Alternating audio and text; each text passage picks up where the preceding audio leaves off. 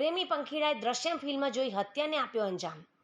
ફિલ્મને ટક્કર મારે તેવી રીલ નહીં પણ રિયલ સ્ટોરીના દ્રશ્યો સર્જાયા પાટણના સાંતલપુર તાલુકામાં, જ્યાં પ્રેમી સાથે ભાગી જવાનું પાપ છુપાવવા નિર્દોષ વ્યક્તિને મોતને ઘાટ ઉતારી દીધો અને ત્યારબાદ યુવતીએ તેના કપડાં અને ઘરેણાં પહેરાવીને મૃતદેહને સળગાવી પ્રેમિકા ફરાર થઈ જતા જોકે ગણતરીના કલાકોમાં જ પાટણ પોલીસે બંને હત્યારાઓને ઝડપી પાડી જેલના સળિયા પાછળ ધકેલી દેવીની કાર્યવાહી હાથ ધરી છે। પાટણના સાંતલપુર તાલુકામાં આવેલ જાખોત્રા ગામે રહેતો ભરત આહિર અને ગીતા આહિર બંને વચ્ચે પ્રેમ સંબંધ હોય બંને ભાગી જવા પ્લાન બનાવી રહ્યા હતા। જોકે ભાગી ગયા બાદ પકડાઈ જવાનો ડર સતાવતા ગીતા અને ભરતે ફિલ્મની જેમ કારસો ઘડ્યો અને આ કાવતરું હત્યાનું। ગીતાએ હિન્દી ફિલ્મ દ્રશ્ય મોબાઈલમાં જોઈ હતી ને ત્યારબાદ એવું વિચાર્યું કે એવી ડેડ બોડી મળી જાય કે જેને ગીતાના કપડાં અને ઘરેણાં પહેરાવી મૃતદેહ સળગાવી દઈને ફરાર થઈ જઈએ, જેથી લોકો માને કે આ મૃતદેહ ગીતાનું છે, જેથી કોઈ તેની શોધખોળ ના કરે।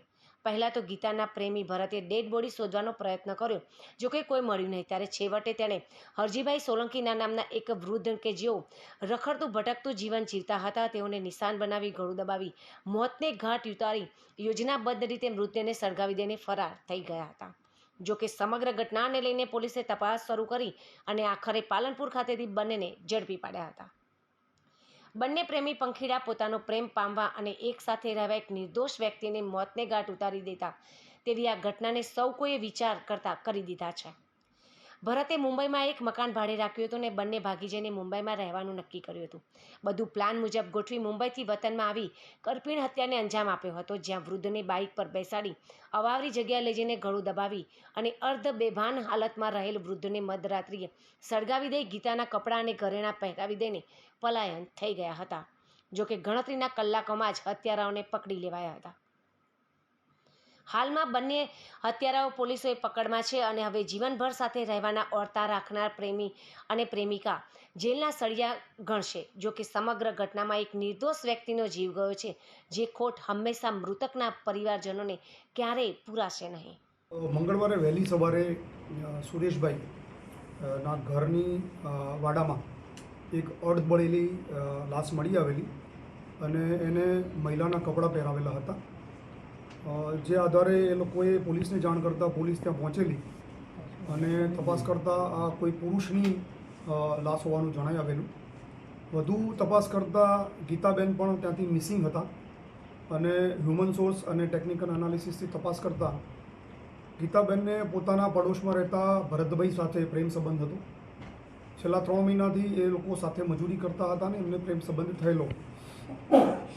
એ બાબતે તપાસ કરતાં એ લોકો પાલનપુર રેલવે સ્ટેશનથી પોલીસને મળી આવેલા અને ત્યાંથી એલસીબીની ટીમ એમને એલસીબી ઓફિસ લઈ આવેલી અને એ બાબતે સઘન પૂછપરછ કરેલી। સાથે સાથે અજાણી જે લાશ છે એ બાબતે પણ પોલીસે તપાસ કરતાં એ વહુવા ગામમાં રહેતા અને રખડતું ભટકતું જીવન જીવતા એક વૃદ્ધ હતા, તેમની એ ડેડ બોડી હતી એવું પ્રસ્થાપિત થયેલું। ત્યારબાદ એના ફોટા સર્ક્યુલેટ કરી અને ઓળખ પ્રસ્થાપિત કરવા માટે પ્રયત્નો કરેલા। આ બંને જે ગીતાબેન અને ભરતભાઈ મળી આવ્યા પછી એમની પૂછપરછ કરતાં આખી વિગત જે બહાર આવેલી એ પ્રમાણે જે ગીતાબેન છે એ ભરતભાઈના પ્રેમ સંબંધમાં હતા અને બંને પડોશી પણ છે। ગીતાબેને એકચ્યુઅલી થોડા દિવસો પહેલાં દ્રશ્યમ ફિલ્મ જોયેલું, પોતાના ભાઈના મોબાઈલમાં આખું બંને ડાઉનલોડ ફિલ્મ હતા, બંને જોયેલા અને 15 દિવસ પહેલાં એમણે આ પ્લોટ તૈયાર કરેલો। એ પ્લોટના ભાગરૂપે ગીતાબેનને ભરતભાઈને એવું કીધેલું કે તારી સાથે મારે જીવન જીવવું છે, આપણે ભાગી જવું છે, પણ આપણે ભાગી જશું તો પરિવારના લોકો શોધીને મને લઈ આવશે અને પછી મને પાછી અહીંયા મૂકી દેશે। તો એના ભાગરૂપે એમણે એવું નક્કી કર્યું કે કોઈ અજાણી સ્ત્રી પુરુષની ડેડ બોડી લઈ આવી અને એને મારા કપડાં પહેરાવવા અને મારા વાડામાં એને સળગાવી અને આપણે પછી ભાગી જશું તો પરિવારના લોકો એવું માનશે કે ગીતાબેન સળગીને મરી ગયા છે, એટલે એ લોકો મારી શોધખોળ નહીં કરે। આના ભાગરૂપે સોમવારે બપોરે ભરત બોમ્બેથી આવેલો અને બાઇક મારફતે ફરીને આજુબાજુના જે ગામો છે સાંતલપુર, દાતરડા, વહુવા, એ ગામમાં એવી વ્યક્તિની શોધખોળ કરતો હતો કે જેને એ પોતે લઈ જઈ શકે એને મારી નાખી અને પછી સ્ત્રીના કપડાં પહેરાવી શકે.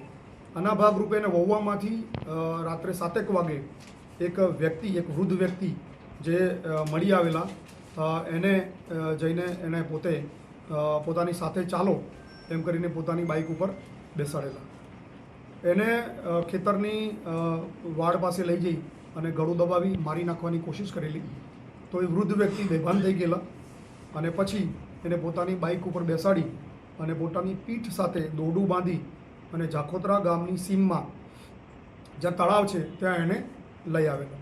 ત્યાં લઈ આવ્યા પછી એને ત્યાં ડેડ બોડી મૂકી દીધેલી અને પછી પોતે ગામમાં નીકળી ગયેલું. રાત્રે 1 વાગે એણે ગીતાને ફોન કરી અને આની જાણ કરેલી કે આ જગ્યાએ ડેડ બોડી પડી છે, તું આવી જા. એટલે ગીતા પોતાના ઘરેથી 1 વાગે પોતાની થેલીમાં કપડાં અને પેટ્રોલની 1 લીટરની બોટલ નાખી અને તળાવની જ્યાં ડેડ બોડી મૂકી હતી ત્યાં તળાવની પાળે પહોંચેલી. ત્યાં બંને ગીતાના કપડાં એને પહેરાવેલા, ડેડ બોડીને ઝાંઝર પણ પહેરાવેલી.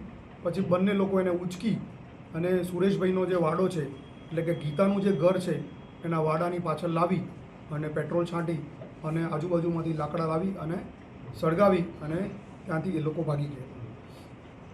અને ત્યાંથી બાઇક મારફતે ભાગી ગઈ અને બાઇક રાધનપુર બસ સ્ટેશનમાં મૂકી અને ત્યાંથી એ લોકો પાલનપુર રેલવે સ્ટેશન ગયેલા અને ત્યાંથી જોધપુર ભાગી જવાના પ્લાનિંગ સાથે એમણે ટિકિટ પણ લીધેલી. પણ પોલીસની ટીમો, LCBની ટીમો કામે લાગેલી અને ટ્રેક કરતા